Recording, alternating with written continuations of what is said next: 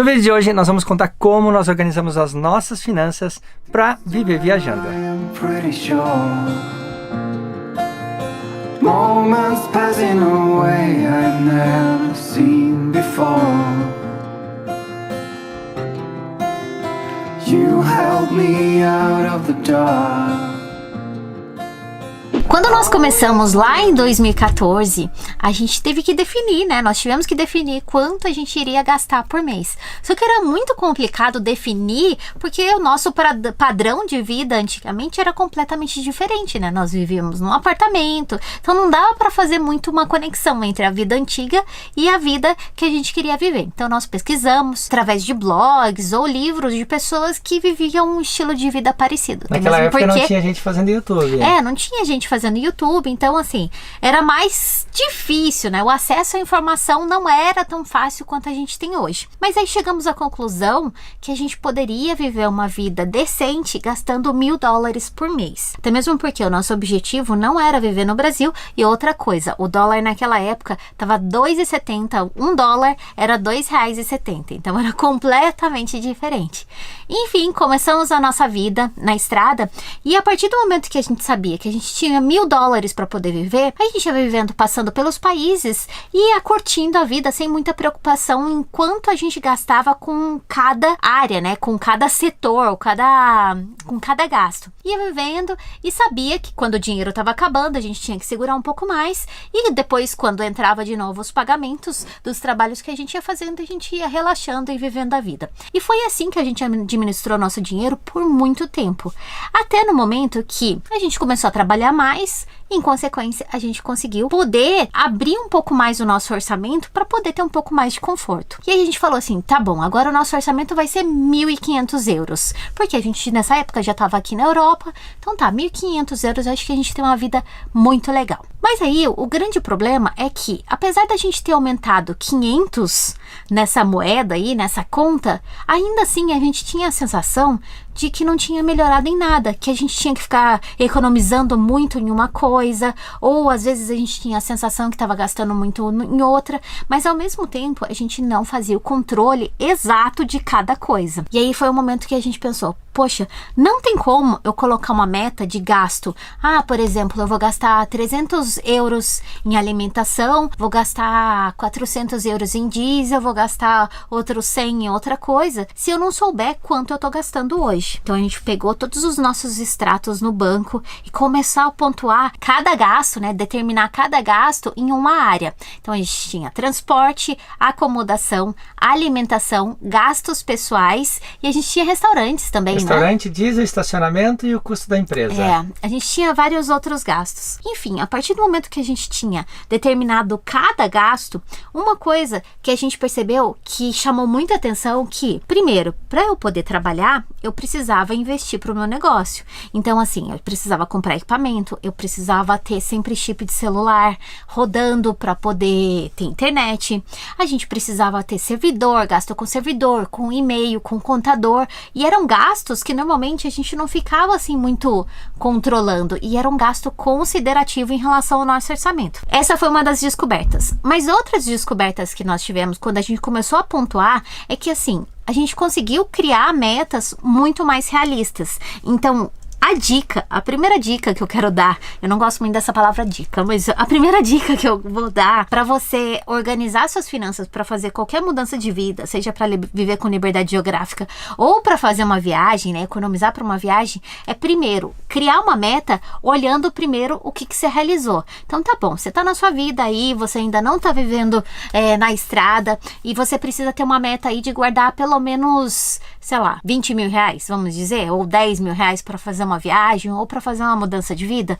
Tá bom, você vai conseguir começar a criar suas metas a partir do momento que você souber quanto você tá gastando em cada área da tua vida. Porque aí você vai falar assim, poxa, tô pedindo muito delivery, né? Tô gastando muito com restaurante. Ou de repente, tô gastando muito com combustível. Ou, nossa, meu aluguel representa muita coisa do meu orçamento. E aí, nesse momento que a gente começou também a determinar exatamente quais seriam as metas baseado no que a gente estava realizando, a gente descobriu sobre uma regrinha que chama 50, 30-20. 50% do que você ganha deve ser destinado ao seu aluguel, acomodação, enfim, transporte e alimentação. Outros 30% tem que ser destinado a gastos pessoais e entretenimento. Então, de repente, são as roupas que você gasta, são os restaurantes que você vai, de repente são presentes que você dá. Então, 30% do teu salário tem que ser destinado a isso. E os outros 20% tem que ser destinado ou a pagar dívidas, de repente você tem uma dívida de cartão de crédito, ou de repente você pegou emprestado dinheiro com algum familiar, ou de repente você precisa guardar dinheiro. E aí é o momento que a gente começa a guardar dinheiro. Quando a gente conheceu essa regra do 50, 30, 20, a gente percebeu que não só a gente não poderia ficar vivendo só pensando no orçamento que eu precisava para viver na estrada, mas também começar a poupar. Então, assim, a gente sempre teve uma reserva desde quando a gente começou a viajar, mas a gente nunca tocou nela. Mas depois, quando a coisa começou a ficar mais confortável, quando a gente tinha um orçamento de 1.500, a gente falou, peraí, eu não vou pegar e usar todos esses 1.500 aí só para viver mais confortável. Eu vou começar a destinar um pouquinho desse dinheiro também para poder guardar o dinheiro. E aí 20% dele foi sempre investido desde então. Antes de contar a última maneira como a gente organiza nossas finanças, né, para poder fazer grandes viagens, viver viajando ou para mudar de vida, eu quero dar uma sugestão, um canal sobre educação financeira que se chama TV Meu Bolso em Dia. E é um canal da Febraban que é super legal, com dicas muito interessantes e um canal bem divertido pra gente aprender, né? E pra gente começar a introduzir esse conteúdo de finanças nas nossas vidas. A gente gosta muito de refletir. E a gente tava refletindo, poxa, a gente consome conteúdo que faz muito parte da nossa vida, né? Então, por exemplo, eu gosto muito de conteúdo de produtividade, mas eu gosto também muito de conteúdo sobre maquiagem, cabelo, essas coisas. Isso sempre tá presente na minha vida, eu sempre tô falando sobre isso. Rômulo também gosta. Ele gosta muito de conteúdo sobre atividade física, sobre investimentos, então isso faz muito parte da vida dele. E aí, quanto mais o conteúdo que a gente consome, mais esse assunto fica presente na nossa vida. E como é que a gente deixa finanças fora disso, né? Como é que a gente não consome conteúdo sobre finanças, sendo que isso é fundamental não só para a gente viver bem, né, ter o dia a dia balanceado, né, as nossas finanças balanceadas, mas também para que a gente consiga conquistar objetivos diferentes do que apenas sobreviver. Então, assim, minha sugestão é que você inclua também um conteúdo de finanças naquilo que você geralmente consome. E aí tá aí o canal TV Meu Bolso em Dia, da Febraban, que é super interessante. Eu tenho certeza que vai te ajudar com muitos conteúdos, justamente para poder começar a aprender mais sobre finanças, como administrar seu dinheiro, como guardar e se preparar para conquistar os seus objetivos. Em 2012, 2013, quando eu voltei da Suécia para morar em São Paulo, né, eu tinha passado 10 anos na Europa, eu em São Paulo comecei a conhecer algumas pessoas no escritório que eu trabalhava. Comecei a sair com essas pessoas. Foi minha primeira vez em São Paulo e a primeira vez vendo como era a vida social numa grande cidade aqui no Brasil. E uma coisa que me chamou muito... Você não tá no Brasil. Lá no Brasil. Uma coisa que me chamou muita atenção e eu fiquei muito chocado, até sempre falo com a Mia esse exemplo, é que muitas dessas pessoas, eles olhavam para minha história, né, e diziam, que legal, pô, meu sonho é viver fora também, morar na Europa um tempo, nos Estados Unidos, viajar, mas eu nunca sobra dinheiro, eu nunca consigo economizar para isso. Quando a gente se conheceu, vários amigos seus do escritório, era aquela moda de ir em bar e fechava a garrafa de uísque. Eles iam num barzinho lá em São Paulo, daí o que acontece? Tu pede uma garrafa de uísque com Red Bull, tu toma um pouco, daí o que acontece? Tu não quer mais que é melhor? Eles fecham, eles botam teu nome e guardam a garrafa lá. Era caro pra caramba. Era muito caro, só que tu sente na obrigação de ir com os amigos. O meu amigo pagou a primeira rodada, eu me sinto na obrigação de pagar a segunda rodada. Eles vão toda terça-feira, eu me sinto na obrigação de estar presente, né? Tem que ir com eles. Ou as meninas, por exemplo, ela vai com sapato X, pô, eu não posso ir com tênis, eu tenho que me vestir melhor. Daí vai lá e compra um tênis, um sapato bom, uma calça, unha feita. Então tu começa a ver nas pessoas um padrão de vida que não é o seu, né? Que você não precisa daquilo, mas você se sente na obrigação para fazer parte daquele grupinho e se sentir bem. Só o que acontece? Você acaba gastando, né? Vivendo um padrão de vida que não é seu.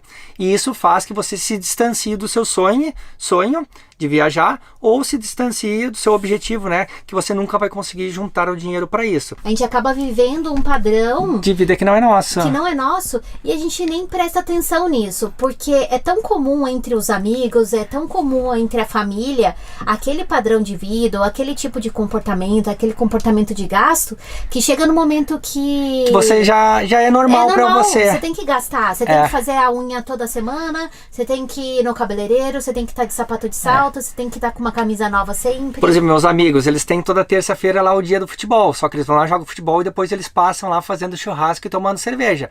Queira ou não, você gasta o aluguel da quadra para jogar, você gasta com a bebida, com o churrasco. Não estou dizendo que você não tem que aproveitar com os amigos, sim, mas você também tem que entender qual o seu objetivo, o que você quer fazer. Faz sentido, né? Faz sentido ir toda semana? Então, esses meus amigos, eles diziam que eles não conseguiam viajar porque nunca sobrava dinheiro. Mas eles estavam todo fim de semana, toda semana lá, fazendo festa, saindo, e em São Paulo é caro isso. Então, muito importante a gente refletir, né, o padrão de vida que a gente está vivendo nesse momento e saber se isso aí está alinhado com os seus objetivos ou se você está vivendo, né, um padrão de vida dos seus amigos ou dos seus familiares. A Guapa, ela não junta dinheirinho não, mas ela gasta... Gasta dinheiro, né, tadinha? Ela precisa de uma bolsa, uma roupinha nova, né? Olha a roupinha dela, toda esfarrapada. Mas é a que ela mais gosta. Mas ela gasta com ração e veterinário, né, Mi? Nossa, tá louco. Quando eu conheci a Mi 7 anos atrás, ela sempre disse pra mim que ela não gostava muito de finanças, que ela não era muito boa com isso, com planilhas, com números. E eu sempre disse pra ela que o dinheiro, ele não é o fim, ele é o meio. Então esse é o motivo que a gente precisa cuidar do nosso dinheiro. Independente se você gosta ou se você não gosta de finanças, né, de números, é importante você cuidar e administrar o seu dinheiro. Por exemplo, hoje a Mi... ela já é o oposto. Hoje ela controla tudo, ela tem aquele prazer. Eu sou dona da planilha. Chega dia 30, quando a gente fecha o mês, porque a gente tem as nossas planilhas, custo de operação da empresa e custos pessoais, Brasil e Europa. E ela chega, vamos atualizar. Então hoje ela tem um gosto disso. Por quê? Porque é muito bom a gente ter um controle, chegar no fim do mês e dizer, alcancei meus objetivos, talvez eu gastei mais em alguma coisa, talvez eu gastei menos noutra, mas o que eu quero dizer é que muitas vezes a gente precisa cuidar do nosso dinheiro, porque se a gente quer se dar o prazer de viajar, para viajar, a gente precisa economizar em algum lado. Por mais óbvio que seja, né, que a gente tem que priorizar, né, as coisas, ou se você quer, por exemplo, você quer viajar, você tem que economizar de um lado. Isso é muito óbvio, é uma dica muito óbvia. Só que assim, a gente não para prestar atenção que existe uma equação de motivação que é muito interessante para a gente conseguir conquistar qualquer coisa, porque essa equação de motivação é a expectativa multiplicada pelo tempo, dividida pela impulsividade, multiplicada pelo atraso. Traduzindo, o que significa? Poxa, quanto mais impulsivo eu for, eu tenho que entender que, de repente, minha impulsividade para poder comprar uma blusinha, ela vai significar algum atraso em relação a alguma meta que eu tenho. Então, de repente, se minha meta é guardar R$1.000, toda vez que eu compro uma blusinha de 70... todo mundo dá exemplo da blusinha, né? Pra mim a blusinha é muito... Nossa, eu adoro comprar uma blusinha. Aí o que acontece? Minha meta é guardar R$1.000. Toda vez que eu sou impulsiva pra comprar uma blusinha, poxa, menos, sei lá, quanto custa uma blusinha no Brasil. Mas aqui, por exemplo, menos €30. Ou, nossa, no Brasil é caro blusinha. No Brasil deve ser o quê? Uns R$100 uma blusinha.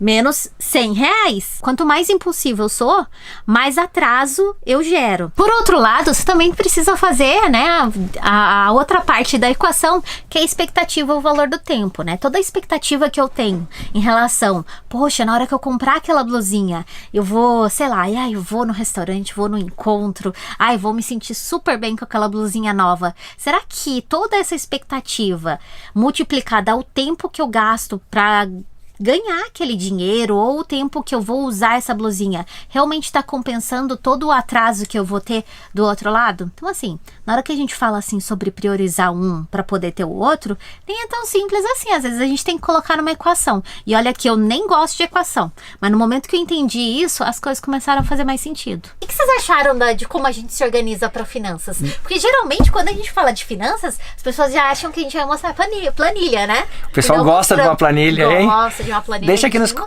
aqui nos comentários o que você achou dessa maneira que a gente organiza nossas finanças. E lembre-se de checar o canal TV Meu Bolso em Dia, da Febraban, no YouTube. Eu vou deixar o link aqui na descrição para você conhecer o canal, que tem dicas, mais dicas, e de repente tem até planilhas lá, como você pode organizar suas finanças. Deixa aquele like, se inscreva no canal e nos vemos amanhã com mais vídeos. E mais histórias. Tchau.